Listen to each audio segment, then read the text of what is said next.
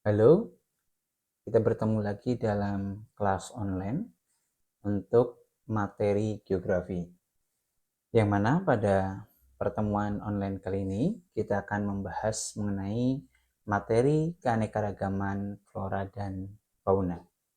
Ini merupakan materi kelas 11 di bab 2 dan ini adalah materi terakhir untuk di semester 1.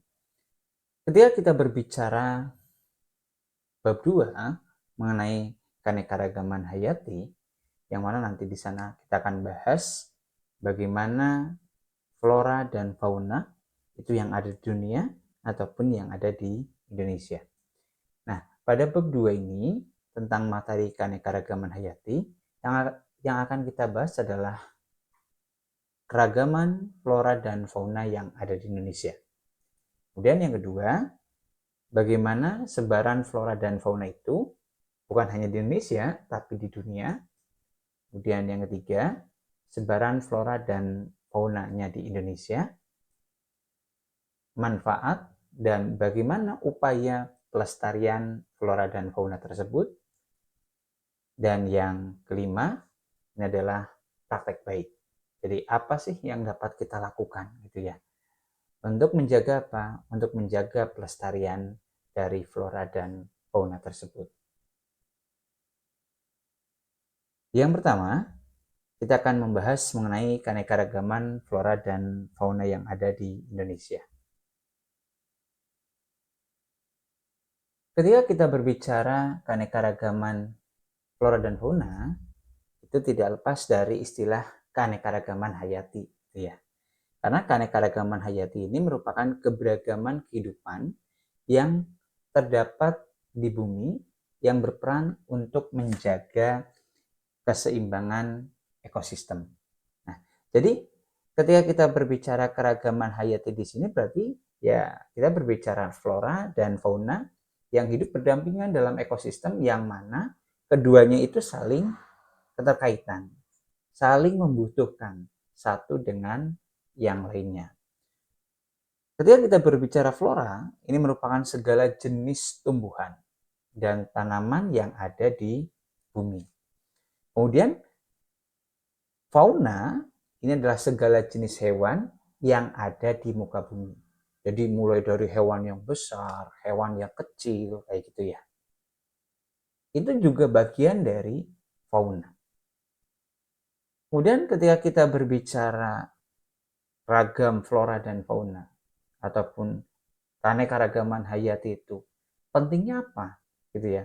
Apakah keberadaan mereka itu penting bagi kehidupan manusia? Jawabannya tentu itu penting. Karena tanpa ada flora dan fauna, manusia tidak dapat bertahan hidup. Hewan dan tumbuhan ini memiliki peran yang sangat besar bagi kehidupan manusia. Salah satunya yang pertama, flora dan fauna itu bisa dijadikan sebagai sumber bahan makanan. Itu arti penting, gitu ya. Arti penting yang pertama bagi flora dan fauna untuk kehidupan manusia. Itu sebagai sumber bahan makanan. Kemudian yang kedua, sebagai sumber daya ekonomi. Karena tak jarang ada flora dan fauna juga yang diperjualbelikan yaitu secara legal kayak gitu. Kemudian yang ketiga, ini sumber bahan obat. Nah, kalian pernah mengenal istilah tanaman toga gitu ya. Nah, itu bisa dijadikan sebagai obat juga. Baik itu untuk floranya ataupun faunanya. Contoh kayak apa? Culah badak gitu. Ya, culah badak. Itu kan yang dicari bukan daging badaknya, tapi culahnya karena dipercayai gitu. Itu sebagai salah satu sumber bahan obat. Kemudian yang keempat, ini menjaga keseimbangan ekosistem. Nah, jadi tadi di awal sudah disampaikan, adanya flora dan fauna itu saling keterkaitan. Mereka itu saling membentuk keseimbangan ekosistem. Yang nantinya juga itu memiliki peran penting dan mendukung kehidupan manusia. Selain memiliki arti penting, kaitannya dengan keberadaan flora dan fauna di bumi, ternyata flora dan fauna itu memiliki permasalahan, gitu ya. Nah, salah satunya ini adalah permasalahan flora dan fauna juga yang ada di Indonesia, gitu.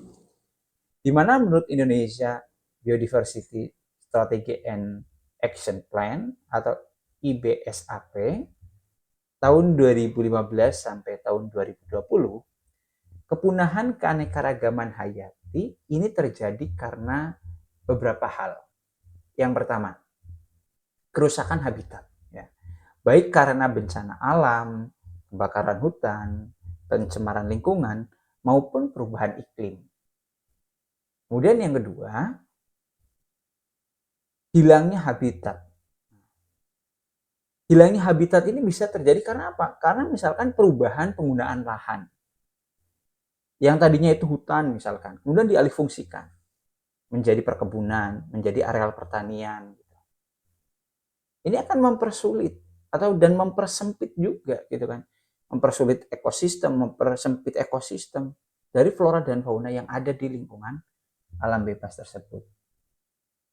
Hilangnya habitat selain dialihfungsikan tadi sebagai areal pertanian, juga dialihfungsikan untuk aktivitas pertambangan, gitu, industri, bahkan pemukiman penduduk. Tak jarang kita melihat berita, gitu ya, ada petani yang kemudian diterkam oleh harimau, kayak gitu, ataupun gajah yang masuk ke pemukiman. Nah, ini sebenarnya bukan salahnya fauna itu, kayak gitu, tapi yang salah ya manusianya, karena dari dulu kan di situ sudah memang habitatnya, dari dulu di situ memang sudah hutan, kayak gitu, tempat tinggal mereka. Tetapi karena ada aktivitas manusia yang membuka lahan pertanian, yang membuka pemukiman di wilayah mereka, akhirnya mereka kehilangan habitatnya. Dan ketika mereka merasa terganggu, terus kemudian mereka entah itu karena sengaja ataupun tidak, mereka masuk ke pemukiman, itu bukan kesalahan mereka sebenarnya, tapi itu adalah kesalahan dari manusia itu sendiri yang serakah, kemudian mengambil dan mengalihfungsikan areal mereka, gitu, habitat mereka untuk kepentingan manusia. Kemudian permasalahan yang selanjutnya ini kaitannya dengan eksploitasi flora dan fauna. Karena apa? Karena terdapat beberapa flora dan fauna itu memiliki nilai manfaat yang tinggi, gitu, nilai ekonomis yang tinggi, sehingga mendorong, gitu ya, mendorong manusia itu untuk melakukan perdagangan yang tidak bertanggung jawab. Nah, contoh halnya ya, contoh kasus nih, kaitannya dengan dulu di wilayah wisata Bromo, gitu ya. Di sana ada transaksi jual beli bunga Edelweiss, ya, Edelweiss. Pada saat itu masih diperjualbelikan secara bebas, kemudian secara legal, ya gitu. Nah, tapi karena peminatnya terlalu banyak, kayak gitu kan, pengunjung ke sana itu banyak yang mencari Edelweiss, akhirnya bunga Edelweiss itu, bunga abadi itu semakin sulit, gitu, keberadaannya di alam, di ekosistem aslinya. Nah, sehingga pada saat ini aktivitas perdagangan Edelweiss di wisata Bromo itu sudah dilarang, kayak gitu, karena keberadaan si flora Edelweiss di alam itu pada saat ini sudah semakin sulit ditemukan. Nah, ini adalah sebuah permasalahan yang ada berkaitan dengan kondisi flora dan fauna di alam bebas ataupun di ekosistem aslinya. Yang selanjutnya kita akan berbicara mengenai persebaran, ya. Persebaran dari flora dan fauna itu sendiri di dunia. Nah, ketika kita berbicara flora dan fauna, ini adalah suatu komponen biotik, gitu ya. Karena di bumi itu kan ada komponen biotik, komponen abiotik gitu. Nah, komponen biotik itu adalah komponen yang hidup di bumi yang merupakan makhluk hidup di sana. Sedangkan kalau yang abiotik itu adalah komponen yang ada di bumi yang tak hidup. Misalkan udara, air, angin gitu ya. Nah, keberadaan si flora dan fauna di bumi ini dia menempati yang namanya sebuah lapisan. Lapisan biosfer namanya. Kan kita kenal ketika di materi kelas 10 itu ada lapisan litosfer, kemudian atmosfer gitu ya. Nah, kalau si flora dan fauna ini dia itu hidup di lapisan biosfer namanya. Nah, lapisan biosfer ini merupakan lapisan bumi yang menjadi tempat makhluk hidup seperti manusia gitu ya, kemudian hewan dan tumbuhan untuk melangsungkan kehidupannya. Baik itu yang ada di daratan ataupun yang ada di perairan. Terjadi interaksi nih antara organisme dan lingkungan fisik yang menjadi tempat tinggalnya. Itulah yang dinamakan dengan biosfer itu. Interaksi ini kemudian membentuk sebuah ekosistem yang ada di bumi. Nah, ketika kita berbicara ekosistem, menurut Tansley, ekosistem itu terdiri dari dua komponen utama pembentuknya. Ada komponen biotik, kemudian komponen abiotik. Tadi sudah disampaikan di awal, ketika kita berbicara komponen biotik itu adalah komponen yang berupa makhluk hidup. Entah itu hewan, tumbuhan, dan seterusnya, yang mana dia hidup, itu beraktivitas gitu, itu adalah komponen biotik. Kemudian kalau komponen abiotik, ini segala sesuatu yang ada di bumi yang tak hidup. Udara, air, tanah, dan seterusnya. Nah, komponen biotik nih, kita tampilkan. Setidaknya saya tampilkan ada 3 contohnya gitu ya. 3 contoh. Ada tumbuhan, kemudian ada manusia, kemudian tadi ada hewan.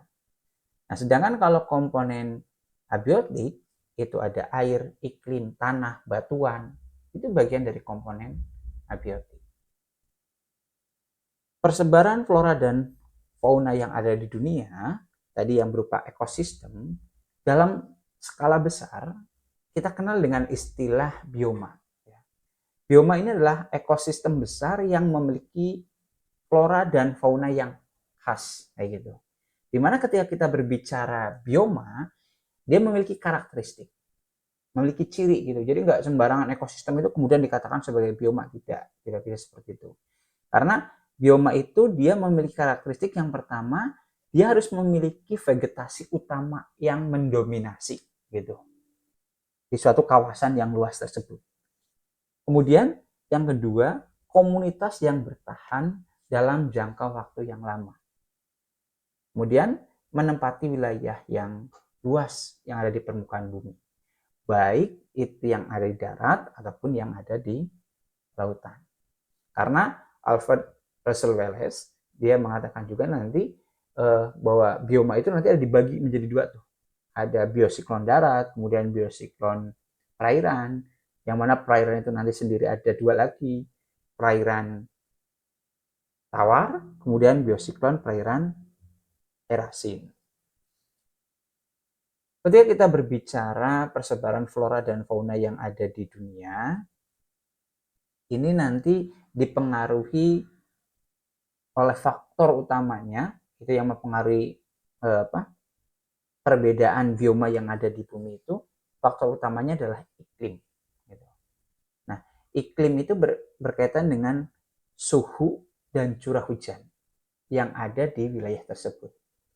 Selain faktor iklim, itu nanti dipengaruhi juga oleh faktor tanah, kondisi geologis yang membuat komunitas bervariasi dan dapat dikategorikan ke dalam beberapa zona vegetasi. Dan ketika kita berbicara bioma gitu ya, ketika kita berbicara bioma, nanti kan ada hutan hujan tropis, ada taiga, ada tundra dan seterusnya. Ini saya tampilkan ada piramida ya, piramida keanekaragaman hayati, flora dan fauna serta luasannya, sebarannya di bumi. Jadi semakin ke atas ini maksudnya ragam flora dan faunanya itu semakin sedikit. Ragam flora dan faunanya semakin sedikit, terus kemudian wilayah sebarannya pun semakin sedikit di bumi. Yang paling banyak ya, atau yang paling luas gitu ya, itu jelas hutan hujan tropis dengan kekayaan ragam flora dan fauna yang ada di wilayah tersebut. Kemudian nanti yang paling sedikit itu ada tundra. Kemudian di sana juga kita kenal dengan ya semakin sedikit juga kaitannya dengan ragam flora dan fauna yang mampu hidup dan beradaptasi di wilayah tundra itu sendiri. Persebaran sistem bioma yang pertama itu ada tundra. Ya. Tundra ini adalah bioma yang wilayah sebarannya itu terdapat di daerah yang beriklim dingin, gitu. Beriklim dingin, beriklim kutub gitu. Jadi wilayah sebarannya ya wilayah-wilayah ataupun negara-negara yang ada di kutub utara ataupun kutub selatan. Di mana musim dingin ini sangat panjang di wilayah tundra. Kemudian lingkungannya itu kecenderungan beku kayak gitu ataupun tertutup salju. Fauna yang terdapat di bioma ini misalkan beruang kutub gitu ya, kemudian rusa kutub, tupai, singa laut, dan penguin.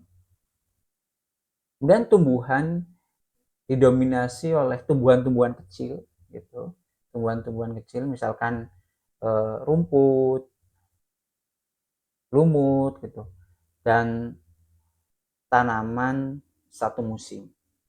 Nah, ini saya tampilkan kaitannya dengan peta wilayah sebarannya gitu ya, kaitannya dengan bioma tundra, di mana bioma tundra itu terdapat di kutub utara seperti di Alaska gitu ya, kemudian ada di Greenland, Siberia bagian utara gitu ya, serta wilayah kutub selatan seperti di Antartika dan pulau-pulau kecil yang ada di sekitar.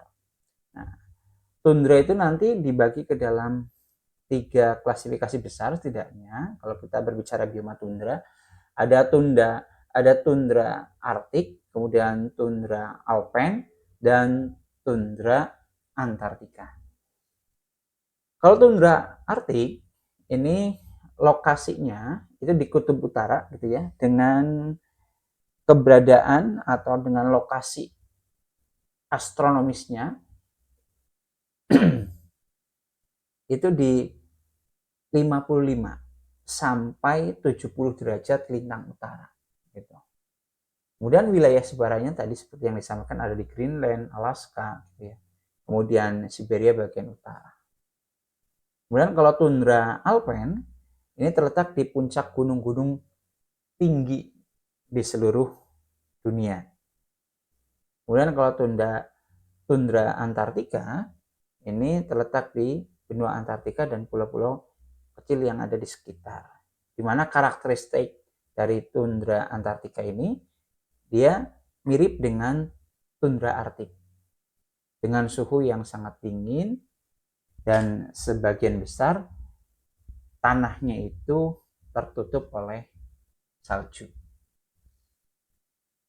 Yang selanjutnya persebaran sistem bioma taiga nih. Nah, sama, ini hampir sama gitu ya. Tundra dan taiga itu dia adalah bioma yang hidup ataupun yang berada gitu ya di wilayah yang beriklim sedang sampai dingin. Kalau tadi kan dingin sampai ke kutub gitu ya. Kalau tundra. Nah, kalau taiga itu sudah mulai berada turun lagi nih, baik itu di belahan bumi utara ataupun bumi selatannya, udah mulai mendekati wilayah subtropis. Jadi dia beriklim sedang sampai dingin. Kemudian musim dingin itu sangat panjang dan musim panas yang singkat. Itu ciri khas dari taiga. Kemudian yang ketiga, itu ciri khasnya adalah pertumbuhan tanaman terjadi pada musim panas. Kemudian yang keempat, fauna yang terdapat di bioma taiga ini berupa rusa, kemudian beruang hutan, serigala, dan painik. Nah, untuk jenis tumbuhannya atau floranya ini diciri khaskan dengan tanaman konifer. Nah, tanaman konifer itu apa? Tanaman konifer itu adalah tanaman yang diciri khaskan dengan daun jarum gitu ya. Daun yang berbentuk jarum. Jadi daunnya itu runcing kayak gitu. Misalkan pohon cemara, gitu. Terus kemudian ada pinus dan juniper. Ini ciri khas dari tanaman taiga.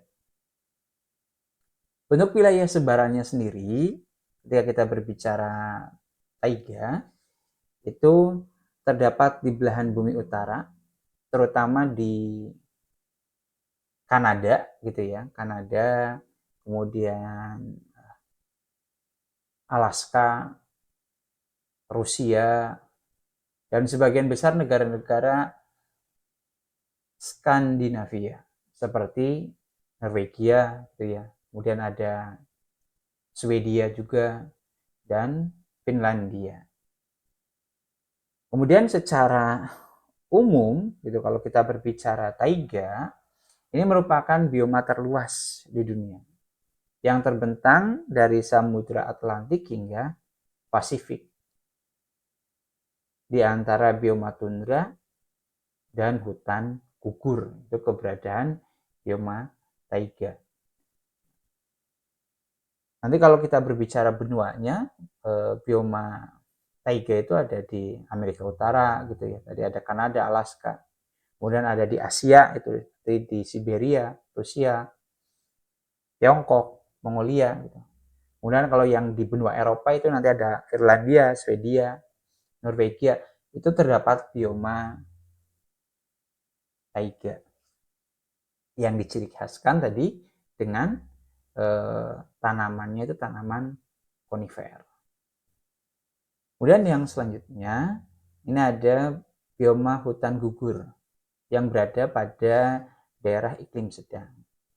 Karakteristik bioma hutan gugur yang pertama ini beriklim sejuk dan curah hujan sedang.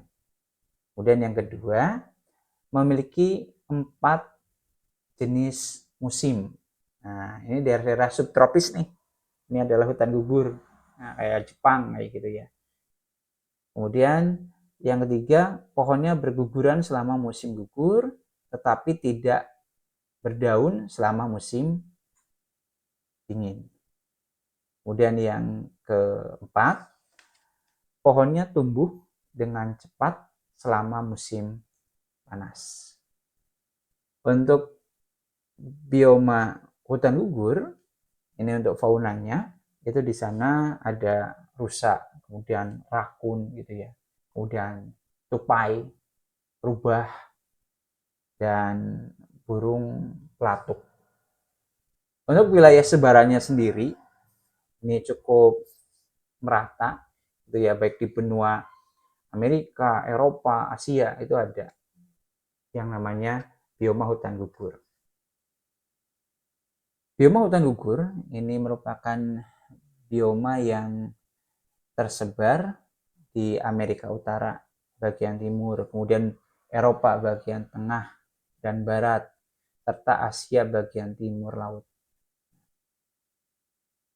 Ketika kita berbicara bioma hutan gugur, ini merupakan bioma yang menarik karena baik itu flora ataupun faunanya, ini adalah flora dan fauna yang hidup di 4 musim. Gitu. Dia bisa beradaptasi di 4 musim itu. musim panas, musim dingin gitu ya, musim gugur, musim semi. Dan ini wilayah sebarannya. Ada di Amerika Utara gitu ya, misalkan di Kanada gitu. Dan di Eropa itu ada di Inggris. Kemudian di benua Asia ada Tiongkok, Jepang, Korea, Amerika Selatan, Australia juga itu terdapat hutan gugur. Kemudian di seluruh wilayah yang ada di Selandia Baru.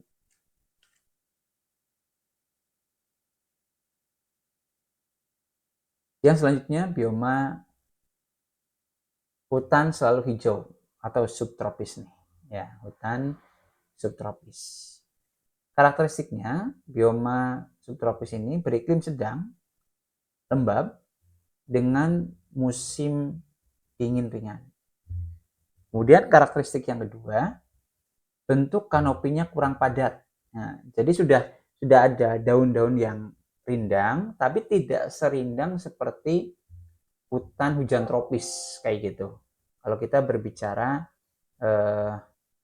bioma hutan subtropis itu, jadi sudah ada kanopi gitu, tapi tidak sepadat ketika kita berbicara hutan hujan tropis. Yang ketiga, lapisan vegetasi di bawah kanopi cukup padat.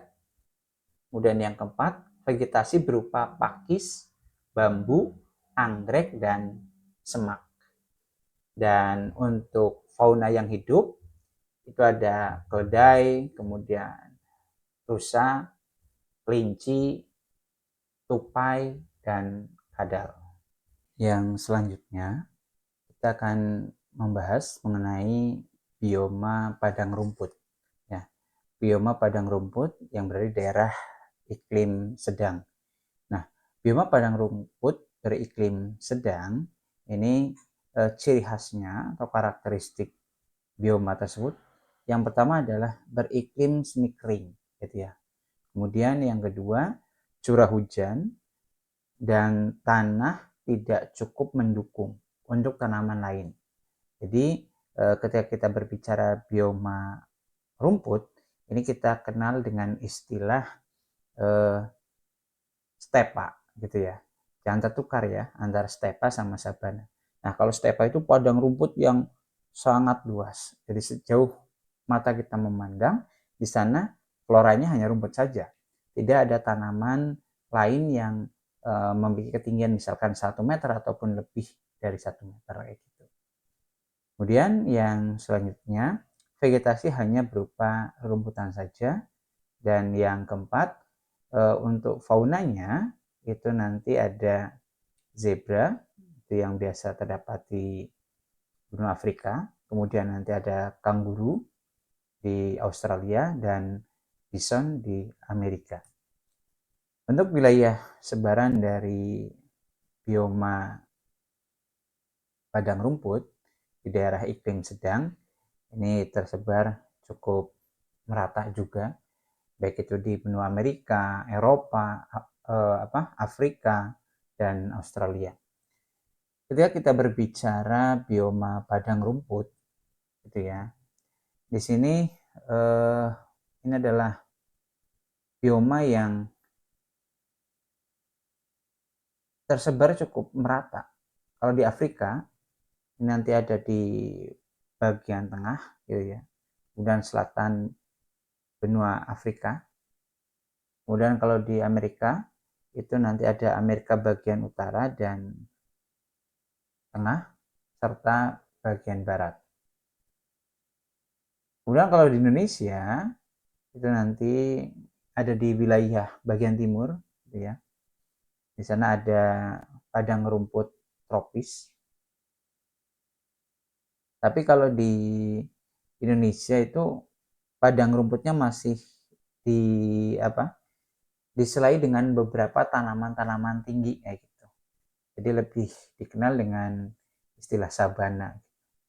Misalkan di Nusa Tenggara Timur, ya, kemudian di beberapa lokasi di Jawa seperti di Taman Nasional Baluran. Yang selanjutnya bioma gurun. Nah, karakteristik bioma gurun itu dia berada di wilayah yang beriklim kering.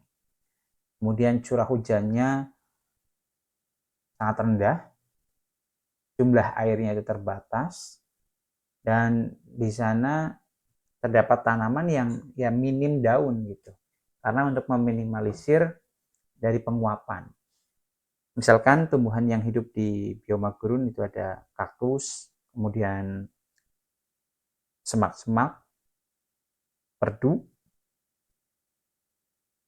Untuk hewannya ataupun faunanya itu ada unta, dan ular derik gitu ya. Kalau nanti bisa kalian perdalam lagi dengan menggunakan literasi digital yang lain, ada ular derik gitu. Kemudian ada rodensia, itu adalah hewan pengerat. Kemudian ada kadal gurun. Untuk wilayah sebaran bioma gurun, ini dominasinya banyak ditemukan di benua Afrika gitu ya. Dan beberapa juga ada di Amerika, kemudian di Asia, dan di Australia. Tapi yang mendominasi itu kebanyakan di Afrika dan wilayah Timur Tengah gitu. Bioma gurun ini adalah bioma yang terdapat di beberapa belahan dunia, terutama di sekitar lintang 20 derajat, baik itu lintang utara, dan 30 derajatnya itu di lintang selatan. Nah, untuk wilayah sebarannya di Afrika Utara itu kita kenal ada gurun Sahara di sana. Kemudian kalau di Australia ada gurun Gibson dan Great Sand, kemudian ada Great Victoria itu di Australia. Kalau di Amerika Utara di sana kita kenal dengan ada gurun Great Basin, kemudian Atacama. Kalau di Asia itu nanti kita kenal ada gurun Arab, kemudian gurun Gobi,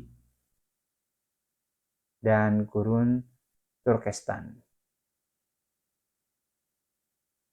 Kemudian untuk di wilayah benua Afrika, Australia, ya, Amerika Utara, Asia, misalkan kalau di Asia itu ada gurun Gobi ya di Tiongkok, Mongolia. Nah, Arab itu di Jazirah Arab. Gitu. Kemudian kalau gurun Turkestan itu di Asia Tengah, ya, di India.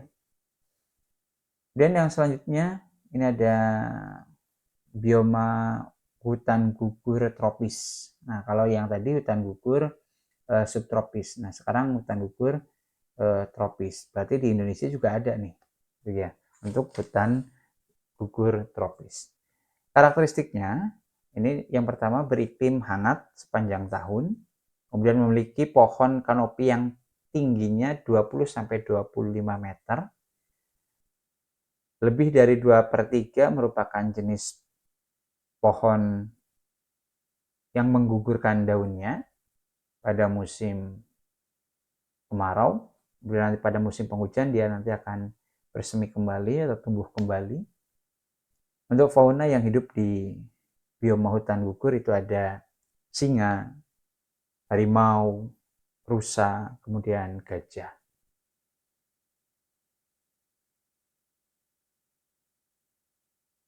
Yang selanjutnya ada bioma padang rumput tropis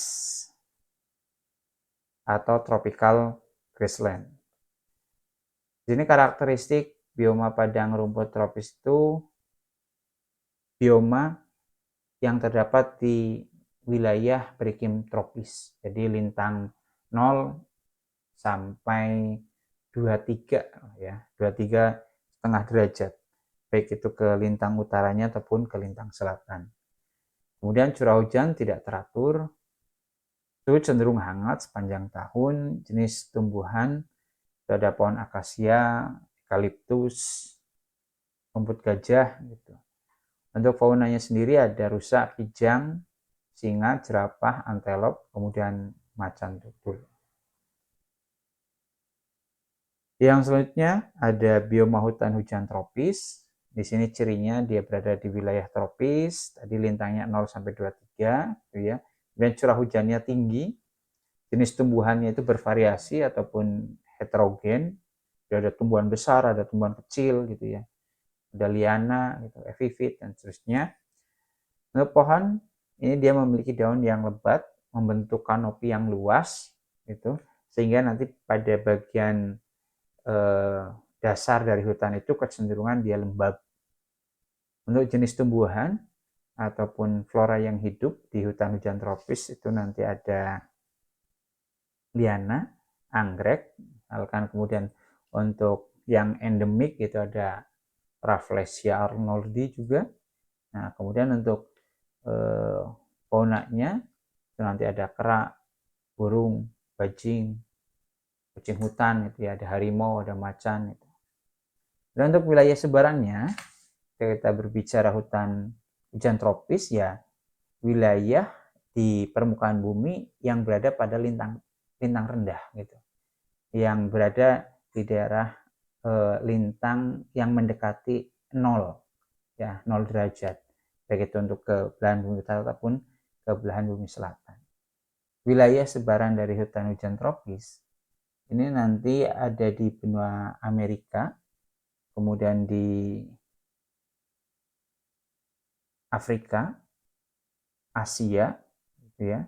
Nah, kalau di Amerika itu nanti mencakup Amerika Tengah dan Selatan. Di sana kita kenal ada hutan Amazon, di Brasil sebagai bagian dari hutan hujan tropis terluas di dunia. Kemudian nanti ada di benua Afrika itu di bagian tengah gitu ya, ada hutan Kongo.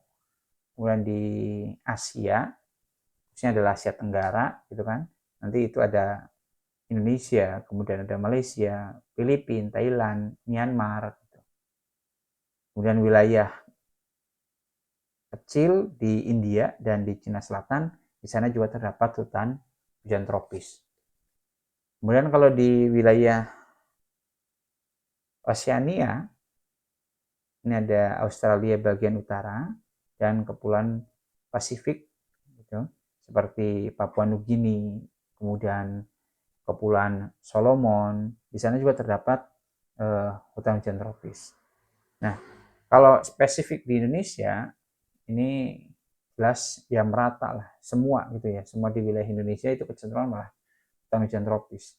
Tapi kalau kita bagi ke dalam 3 zona, bagian barat ini meliputi Pulau Sumatera, Kalimantan, kemudian Jawa. Sedangkan kalau di bagian tengah ini ada Pulau Sulawesi, Nusa Tenggara, Maluku. Kemudian kalau di bagian timur ini berupa wilayah yang ada di timur seperti Maluku, kemudian Papua, dan pulau-pulau kecil yang ada di sekitar. Oke, untuk pertemuan kali ini sampai situ dulu. Kemudian pada video selanjutnya nanti kita akan bahas mengenai bagaimana sih sebaran flora dan fauna yang ada di dunia ini menurut Alfred Russel Wallace. Sampai ketemu di video selanjutnya.